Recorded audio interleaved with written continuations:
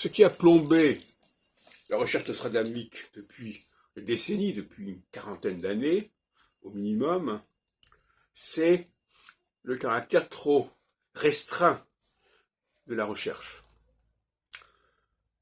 Les gens se sont concentrés sur les années 1550-1560 et sur Nostradamus à ce moment-là, au lieu de s'ouvrir sur des périodes beaucoup plus longues et sur des champs beaucoup plus grands, beaucoup plus vastes.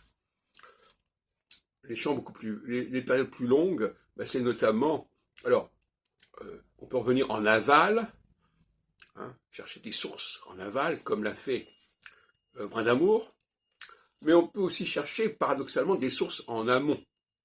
Quand un document apparaît plus tardivement, est-ce qu'il n'a pas été la source d'un document plus ancien, paradoxalement, dans le sens de quelque chose d'antidaté.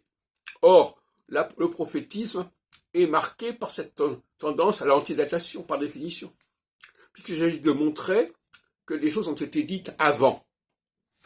Dans les évangiles, c'est évident aussi. On essaye toujours de trouver des documents antérieurs, qui n'ont jamais existé d'ailleurs, souvent, pour ce que ça va donner du champ, ça va donner de l'ampleur à la prophétie et de l'ancienneté à la prophétie. Et ça, c'est très important. Donc ça plombe tout ça, cette inexpérience au niveau du champ prophétique, au niveau des procédés prophétiques, a certainement handicapé 90% des chercheurs. Or, en ce qui me concerne, je ne me suis jamais concentré que sur Nostradamus.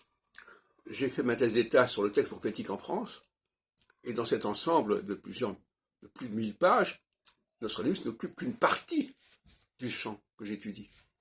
Et aussi, j'étudie ça sur une période longue, et non pas sur une période courte. Donc il n'y a aucun rapport entre ma façon de travailler et celle d'un nombre de chercheurs qui ne connaissent que les années 1550-1560 et que Nostradamus, etc. Ensuite, je dirais que on ne va pas chercher du Nostradamus là où c'est pas marqué Nostradamus. Voyez-vous. Ça, c'est le grand défaut de ces bibliographies Shomara ou Ben Azra. Elles ont besoin que le titre comporte Nostradamus. Et même dans ce cas-là, elles s'en sortent pas trop. Parce que par exemple, si on prend les prophéties de Crespin, eh bien, qui utilise le nom de Nostradamus, et s'il n'avait pas utilisé le nom de Nostradamus, on ne se serait pas intéressé à lui, alors que son contenu est particulièrement explicite d'une utilisation de textes qui ne sont pas forcément de Nostradamus, mais qu'on a pu récupérer par la suite pour en faire du Nostradamus.